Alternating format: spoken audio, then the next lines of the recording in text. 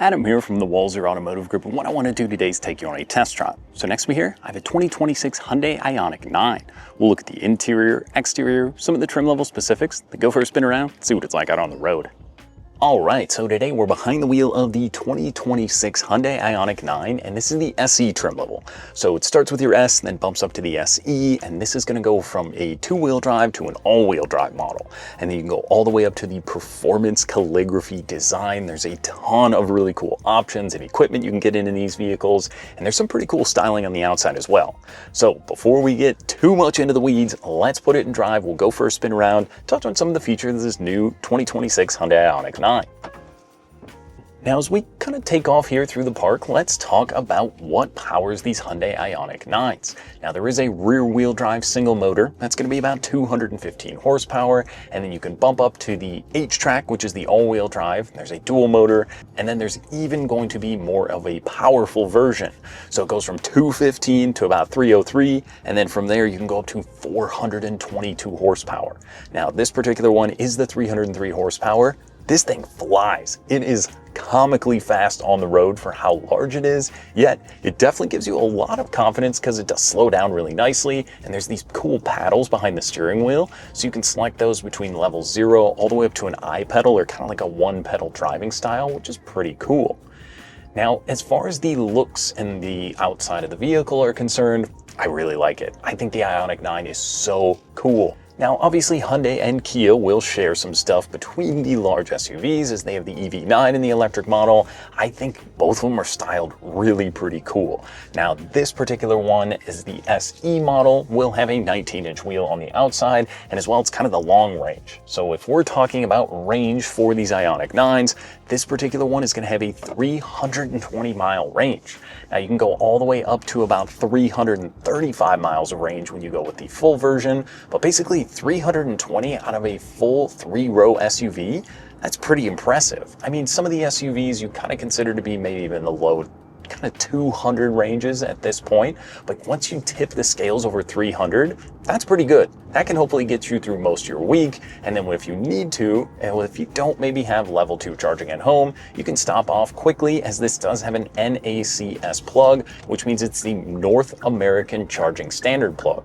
That means you can use the Tesla supercharger networks. Now, they say this can go from about 10 to 80% in as low as 24 minutes. That is pretty good. So with the NACS plug and just the rapid charging capabilities out of this IONIQ 9, there's a lot to like here. If you maybe haven't been driving an EV before, or you're considering one, there's a lot of charging stations around now. And like I said, you can even get a level 2 at home, or this does come with a charging plug, so you can use the level 1 if you just have the standard household outlet.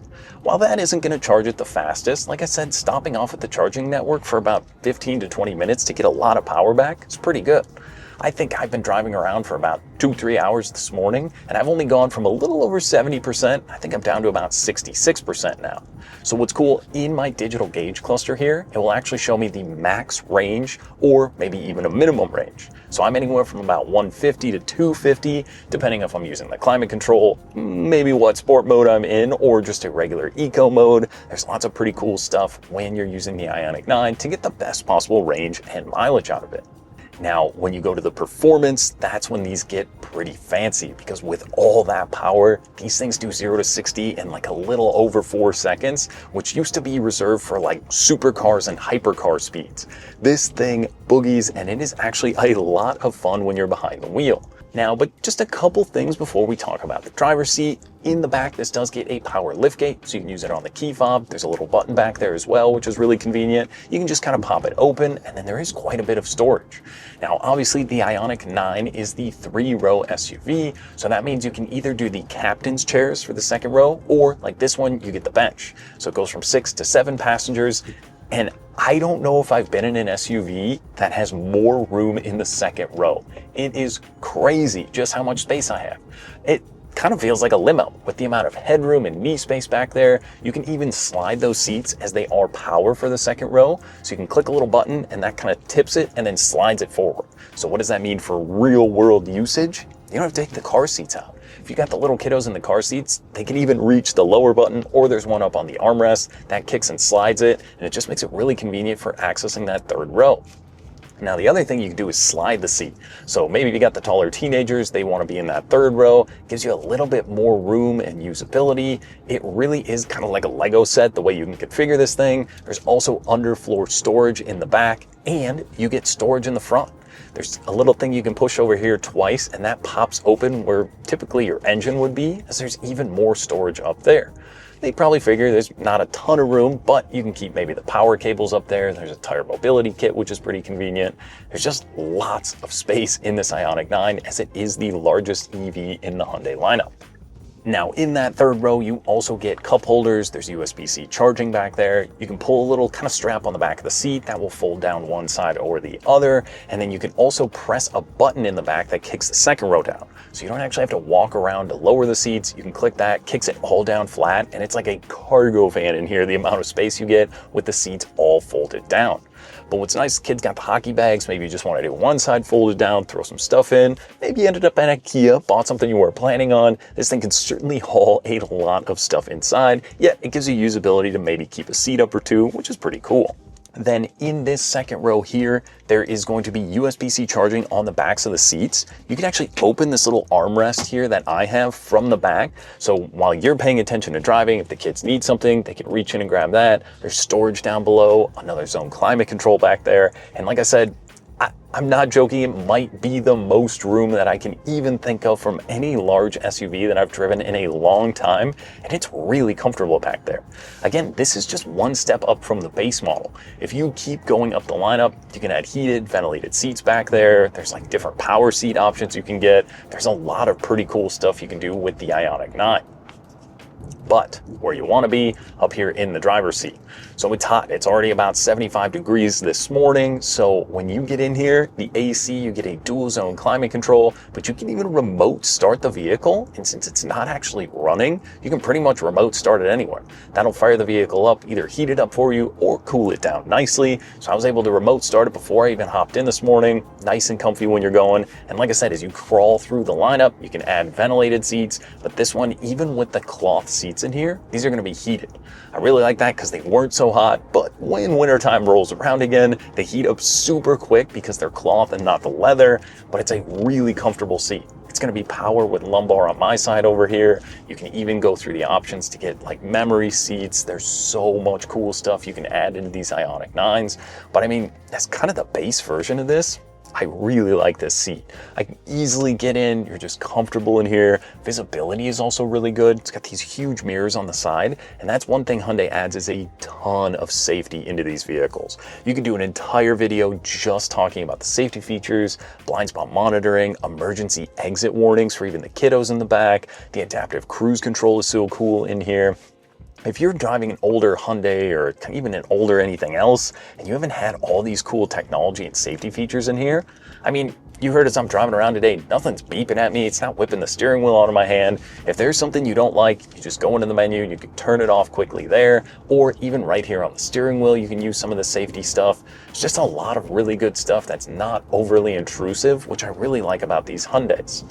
But the ride and drive is awesome. If you haven't spent time in an EV and you're considering it, that's one of the biggest things you don't think about is just how quiet it is. If you take away a little 4-cylinder turbo engine or even a V8 out of a vehicle and you replace it with an electric motor, it just kind of glides along on the road.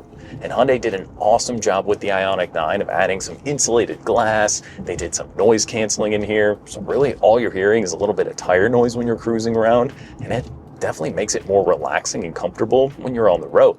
Whether you're running to work, picking up the kids, going to the gym, whatever you might be doing, this is just easy to live with. You literally hop in, press the button here, click it and drive, and you're off moving. And it is a pretty big SUV, but there's an awesome backup camera. It is a crystal clear display. It's got parking sensors around the vehicle as well. There's even little cool things like the flaps that open in the front to help with cooling. There's just a lot of cool technology and style in these vehicles. I love the little kind of digital or pixel headlights. Those started in the Ioniq 5, and I thought it was such a cool design language touch. And just the back of this vehicle has such a distinct look. When I was at the park, I had 2 or 3 different people walk up and just say, "What is that thing?" Or they were trying to figure out what it was, because it is kind of a unique looking vehicle. And it's, I think, kind of speaks volume to being more of a luxury looking vehicle than maybe a base vehicle that you'd even think about, or just something that maybe 10 years ago when you assumed Hyundai, you didn't think you'd get all this luxury and comfort, all these cool features in here. They've come a long way.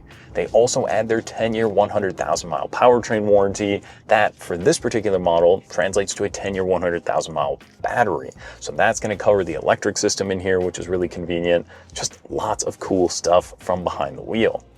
Now, on our steering wheel, like I said, those paddles are really convenient. There's also a digital gauge cluster in here. So on the left side of the steering wheel, you can go through and look at some of your stuff. I've got my maps going, so it gives me turn-by-turn directions there. Some of your safety stuff will also be up there. Just a few other little range things, as well as your tire pressure, and then the all-wheel drive system.